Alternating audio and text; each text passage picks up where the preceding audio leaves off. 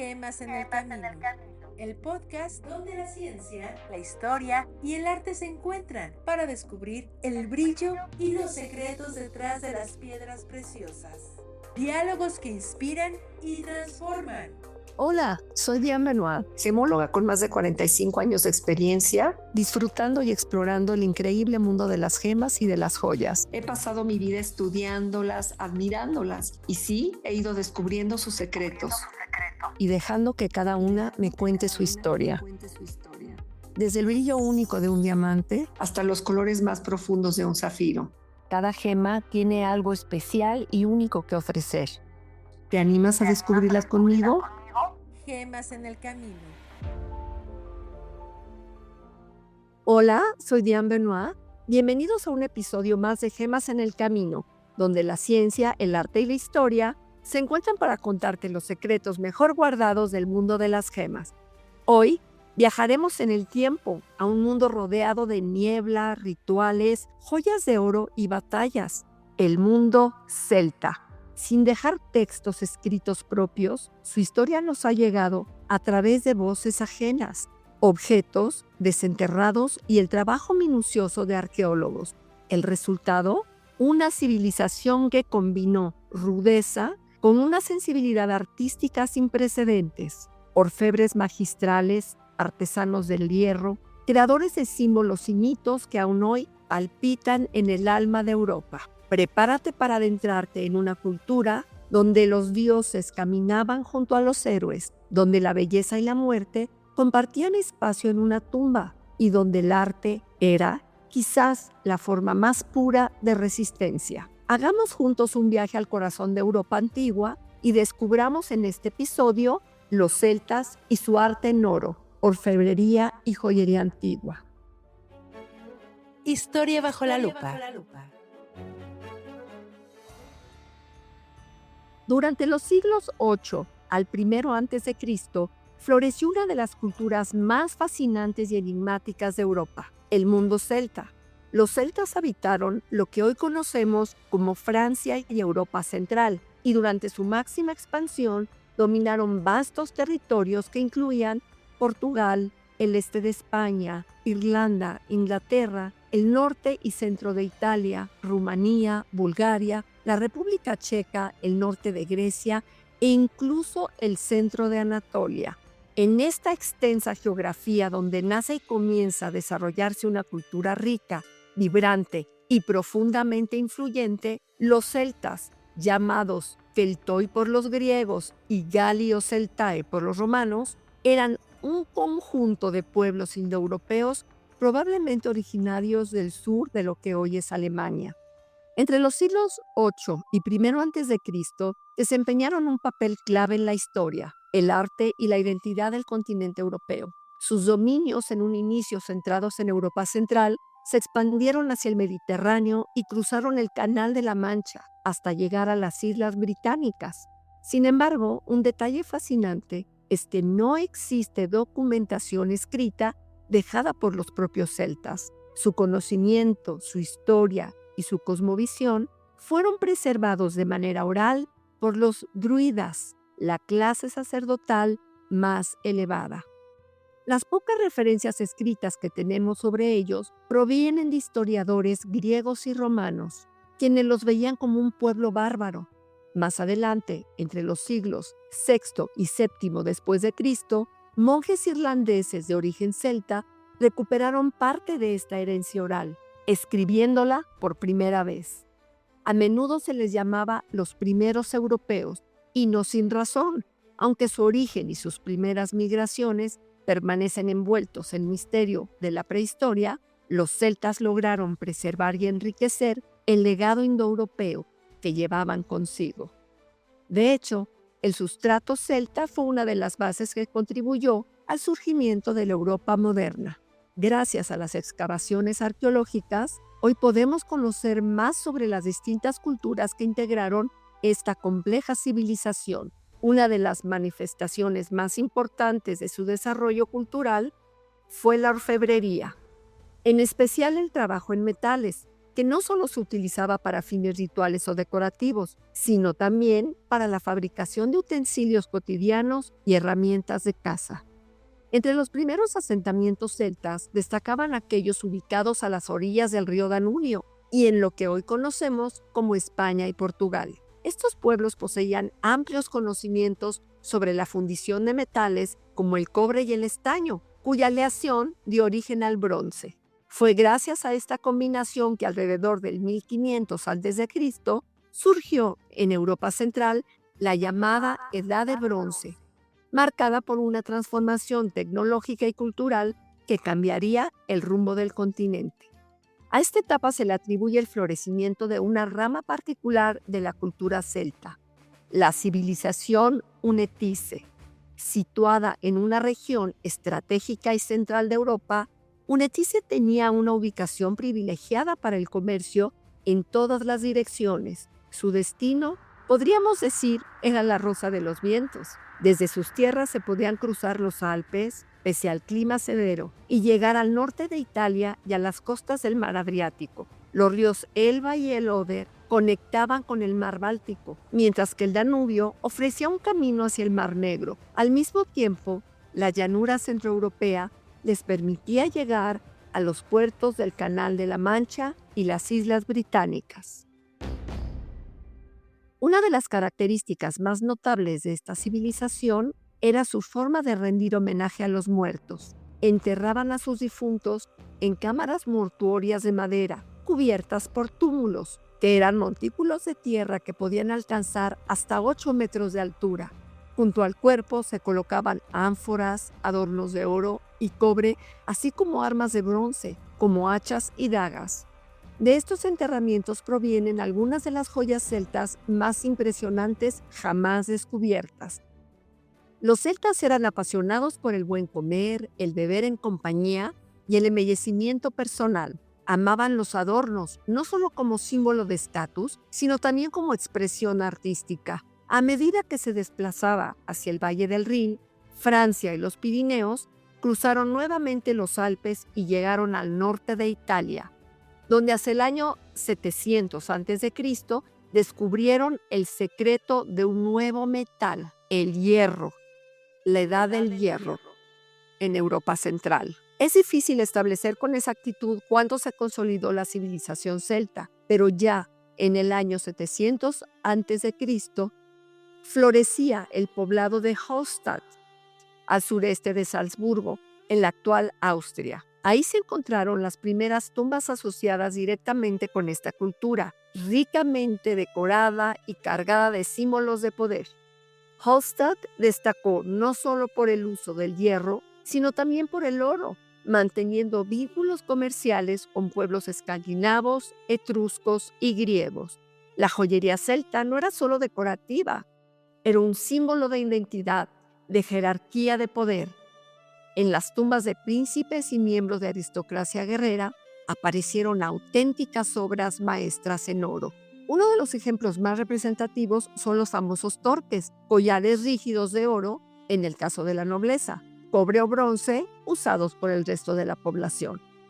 Las tumbas más espectaculares encontradas intactas en 1978 y 1979 fueron las de Everdingen y Hochdorf, en Alemania, y Monte-la-Soie en Vic-Côte-d'Or, Francia. Auténticas cápsulas del tiempo que revelan el esplendor, el arte y el misterio de un pueblo que, aunque llamado bárbaro, tenía una sofisticación y una identidad cultural que sigue fascinando al mundo. La segunda etapa de la civilización celta brilló especialmente por su expresión artística. Durante el periodo Hallstatt, los artesanos celtas, siempre en búsqueda de mayor precisión y belleza, incorporaron el uso del compás para dar dinamismo a sus diseños.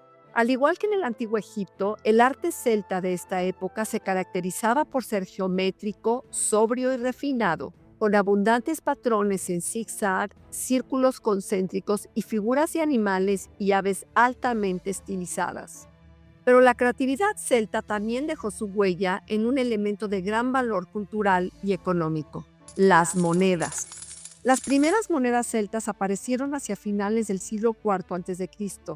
adoptando la técnica del troquelado manual, ya que se practicaba en Asia Menor y Grecia. Desde el siglo VII a.C., las monedas griegas, etruscas y romanas que llegaron con mercenarios, conquistadores y comerciantes sirvieron como modelo para las primeras emisiones celtas, fundidas en oro, plata y bronce. No pasó mucho tiempo antes de que los propios celtas, gracias a su dominio del hierro, comenzaran a superar en calidad y belleza a las monedas mediterráneas.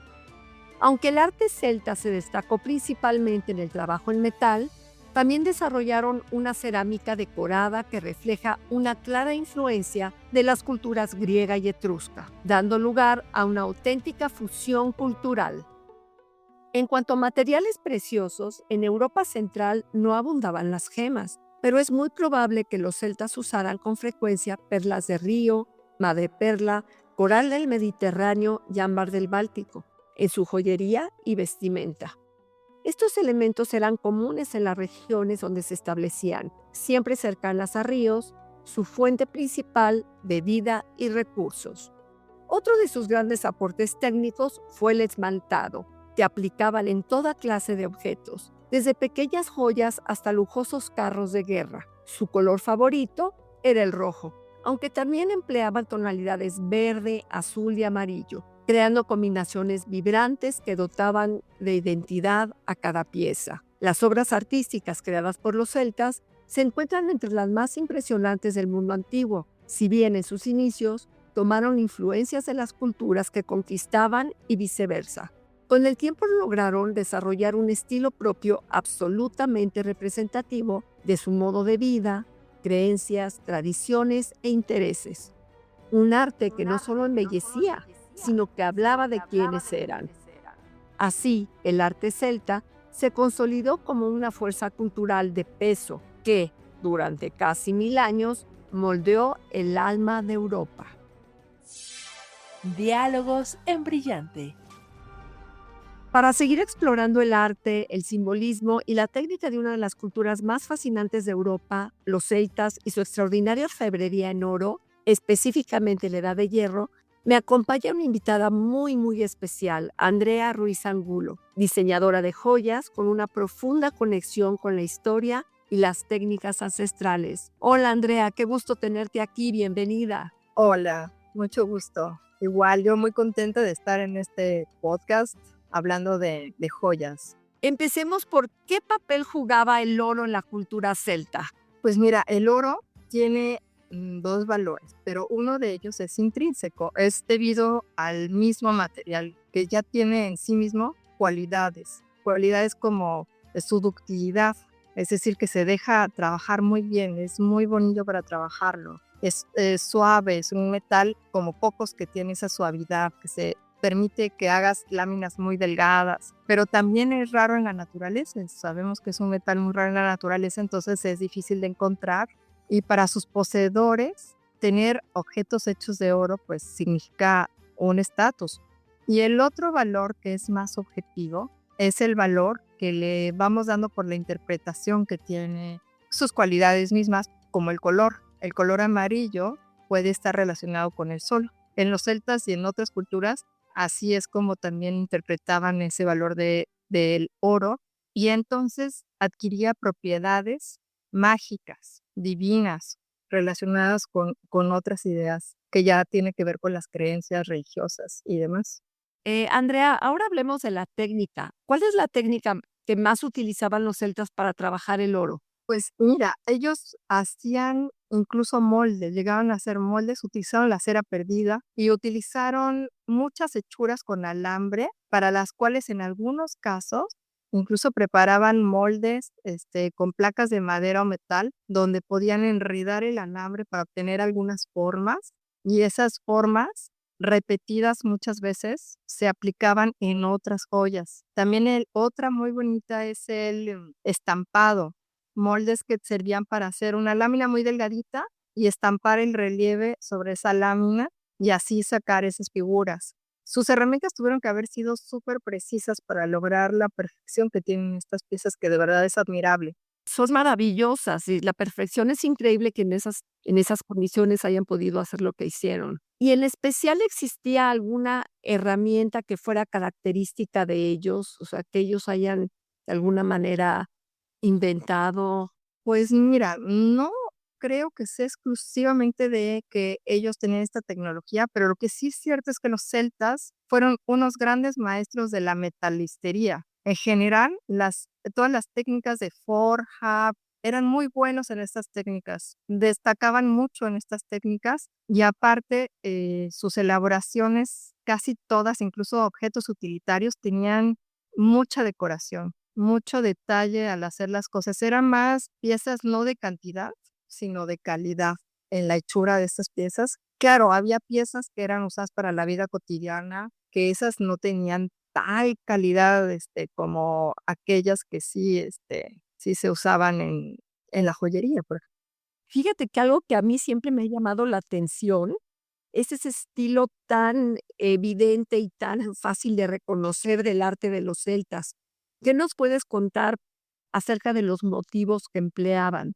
Y bueno, los motivos también celtas son súper interesantes, son muy reconocibles, casi todos son con líneas muy geométricas, son diseños muy abstractos, incluso hay algunos que sí tienen formas de animales o son antropomorfos en algunos de los casos los diseños, pero acompañados siempre de estas estilizaciones muy características de la cultura celta, los nudos, los laberintos, también hay figuras que son laberintos donde una línea entra por un lado, gira y se regresa la otra línea y hasta que llega de nuevo a la salida, que también tiene significados muy profundos todas estas líneas. Fíjate que yo me fijé mucho, mi hija vive en Noruega y yo voy seguido a Noruega y me he ido a los museos a ver las cosas y todo, pero en la joyería actual, noruega, escandinava precisamente, me he dado cuenta de que que toda esta influencia celta está presente en el diseño de las joyas contemporáneas, por lo menos en Escandinavia y precisamente hablando de Noruega. ¿Qué me puedes decir acerca del legado de estos orfebres celtas en este diseño de joyas actuales? Sí, fíjate que, bueno, así como tú cuentas, yo también tengo un hermano en Islandia y cuando yo fui y miré todas esas cosas en el museo, sobre todo en la época cristiana, que fue cuando se plasmaron más cosas en libros y en cosas cristianas ya transformadas al cristianismo. Estas figuras como el triskel, todas esas siguen apareciendo, la triqueta, y siendo que son cosas muy antiguas, muy, muy antiguas de toda esta cultura celta que abarcó una gran parte de Europa, pero que después se replegó hacia esas zonas nórdicas. Existieron movimientos, sobre todo en Escocia, del revival celta, que esto se generó junto con el modernismo. Y si bueno, te puedes imaginar, ese arte celta tiene mucho diálogo con toda la estética del modernismo, inspirado como en las formas vegetales y todo esto. Y hubo algunos, pues artistas y diseñadores, sobre todo escoceses e irlandeses, que desarrollaron líneas muy interesantes para revivir este arte celta y ahora ellos están muy orgullosos de toda esta herencia cultural. Lo que pasó es que los celtas se replegaron en esa zona justo porque el Imperio Romano hasta ahí llegó y ya la zona de Escocia ya hasta ahí, pero es muy interesante. Hasta nuestros días podemos ver esos diseños en muchas joyas. Ay, qué maravilloso. Sí, fíjate que tú vas a Noruega y hasta en los termos, en los backpacks, en los tenis, en los suéteres actuales noruegos, ves toda esa geometría celta maravillosa que a mí así como que me invita a hundirme o a fundirme con él, porque son como laberintos, es muy, muy lindo. Gracias por tu participación y bueno, un abrazo muy, muy cariñoso. Ay, pues muchísimas gracias. Yo encantada de participar con ustedes. Gracias a ti. Tesoros personales.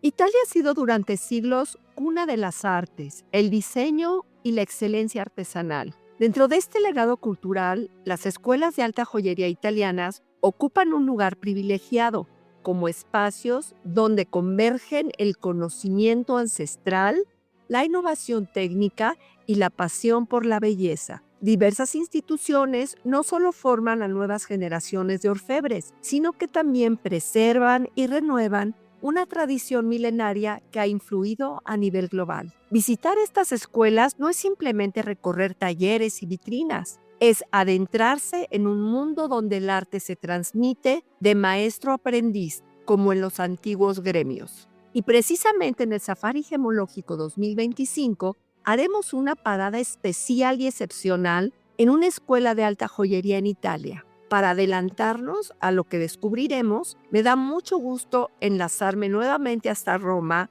con Fátima Castellán, emprendedora multidisciplinaria y mentora de negocios interculturales. Bienvenida, Fati, ¿cómo estás? Diani, muy feliz de nuevo por estar aquí para contarles un poco más, un cachito más de lo que va a ser nuestro Safari Gemológico 2025. Y ahora hablando de algo que me parece súper interesante, igual que los otros temas, pero este es demasiado interesante. Bueno, sabemos que Italia tiene una reputación histórica en la joyería impresionante. Eso es bien sabido, ¿no? Por todos. Pero Fati, ¿por qué crees que es tan importante que incluso quienes son orfebres aquí en México, joyeros o gemólogos o simplemente amantes de la joyería, se animen a visitar las escuelas en Italia? Te voy a dar una respuesta que es referente al lugar que vamos a visitar. Italia tiene escuelas de joyería y esta escuela de alta joyería y relojería.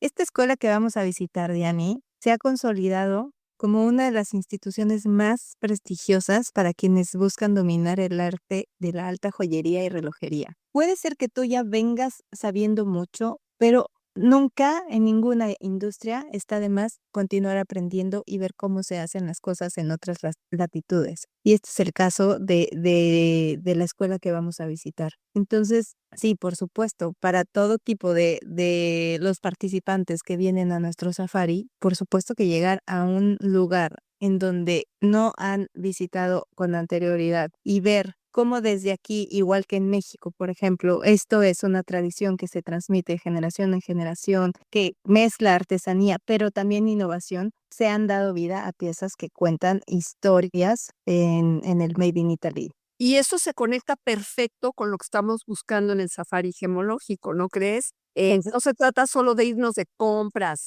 sino que se trata de vivir todo este como que ecosistema que rodea la joyería, desde su origen hasta su transformación en arte portátil, porque vamos a estar desde una mina hasta un show, que es el lugar en donde ya se vende a la penúltima parte, por así decirlo, que es a la parte de los joyeros, que ellos a su vez lo venden al consumidor final. O sea, vamos a estar en todas las etapas formativas de una pieza de joyería y formativas de joyeros, ¿no? De orfebres o de gemólogos, en su caso, de diseñadores. Entonces, creo que sí, en este safari vamos a tener la oportunidad de recorrer todos los aspectos. Exacto. Mira, nada más para que te des una idea, esta escuela tiene una variedad de cursos especializados en el arte de la joyería y relojería, como ya lo dije, con modalidades que combinan teoría y práctica intensiva. Hay desde orfebrería hasta engaste de piedras preciosas, relojería, diseño digital, análisis y clasificación de piedras, etcétera. Estos cursos que vamos a ver, a los que vamos a poder tener acceso, pues sí, están diseñados para ofrecer una formación completa con acceso a herramientas de última generación y también, obviamente, de técnicas italianas tradicionales.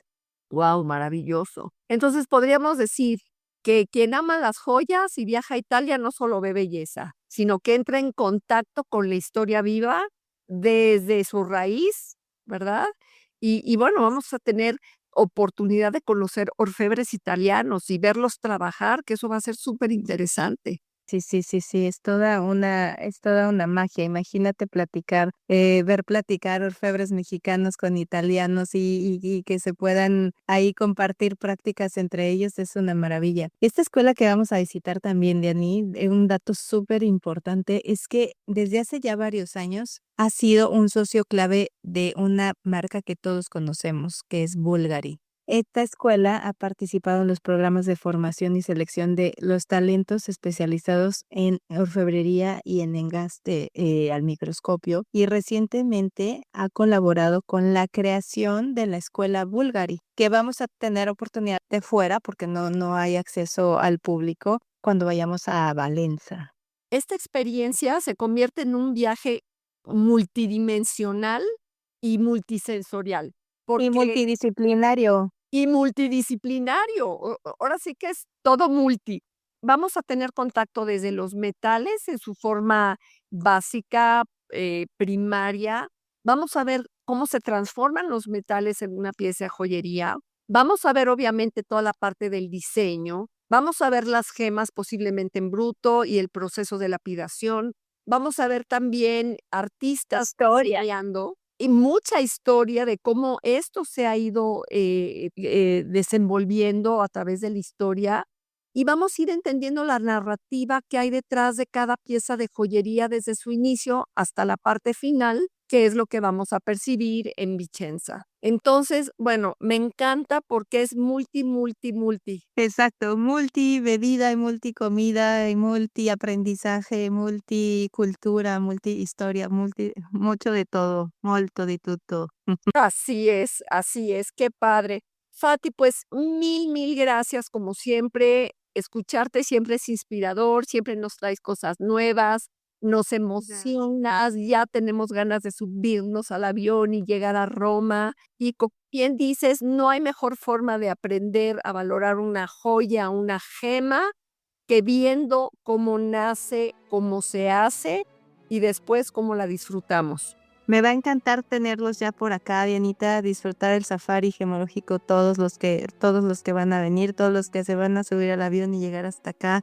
El viaje de horas y horas que van a tener va a valer toda la pena, eso sí, se los podemos asegurar. Cada día es un día que estamos más cerca de ustedes. Y bueno, mil gracias por tu tiempo, querida Fati. Saludos hasta Roma, un fuerte abrazo y un beso con todo cariño.